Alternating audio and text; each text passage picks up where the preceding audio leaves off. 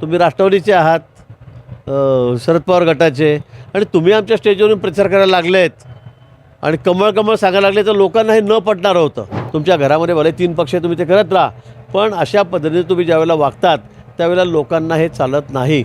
आणि आता खडसेंचं दुकान सांगतो मी एकदम बंदच झालेलं आहे. तुमचं आहे काय विनाकारण फक्त आपला डिंगोरा वाजवायचा आणि वाटेल तसं बोलायचं. पण मला वाटतं त्यांच्या या भूमिकेमुळे मला असं वाटतं की अपयशाचं कारण खरं हेच आहे. मुक्ताईनगरचं बघायला गेलं तर केंद्रीय मंत्री आणि उच्च पराभव पाहायला मिळत आहे. कुठेतरी हा नुकसान पूर्ण भाजपाला सहन करावं लागतं. निश्चित मुक्ताईनगरमध्ये आमचा मोठा पराभव त्या ठिकाणी झालेला आहे. खरं म्हणजे मी आधीपासून म्हणतो की या ठिकाणी आपण युतीमध्ये जाऊ, महायुतीमध्ये जाऊ, पण ते तसं काही स्थानिक नेत्यांमुळे त्या ठिकाणी जमलेलं नाही. आणि त्यातही खरं म्हणजे आमच्या पराभवाचं कारण म्हणजे एकनाथ खडसे मी असं म्हणेल, कारण त्यांनी सांगितले परिवाराची लढाई आहे. आता पक्षामध्ये परिवार आला कुठून? तुम्ही वेगळ्या पक्षाचे आहात, तुम्ही राष्ट्रवादीचे आहात, शरद पवार गटाचे, आणि तुम्ही आमच्या स्टेजवरून प्रचार करायला लागलेत आणि कमळ कमळ सांगायला लागले तर लोकांना हे न पटणार होतं.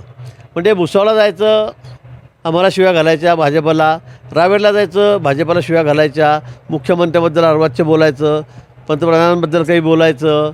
आणि मुक्ताईनगरमध्ये आलं की हा आमच्या परिवाराचा विषय आहे, पक्षामध्ये परिवाराकडे येऊ शकत नाही.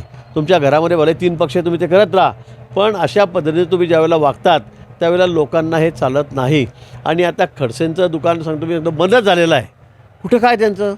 दूध संघामध्ये होते, चेअरमन होते, त्यांच्या पत्नी पडल्या, बँकेमध्ये मुलगी होती ती घरी गेली. या ठिकाणी तुमच्या कोथळी गावामध्ये मी पुन्हा सांगेल, भाजपचा अध्यक्ष त्या ठिकाणी आहे, सरपंच त्या ठिकाणी आहे, बोदवड नगरपालिका आहे त्यांच्या मतदारसंघात, मुक्ताईनगर मतदारसंघात, तीसुद्धा त्यांची नाही, ती भाजप सेनेची त्या ठिकाणी आहे. तुमचं आहे काय? 2 वेळा मुलगी उभी राहिली, तीसुद्धा जोरात पडली. तुमचं आहे काय विनाकारण फक्त आपला डिंगोरा वाजवायचा आणि वाटेल तसं बोलायचं. पण मला वाटतं त्यांच्या या भूमिकेमुळे मला असं वाटतं की अपयशाचं कारण खरं हेच आहे.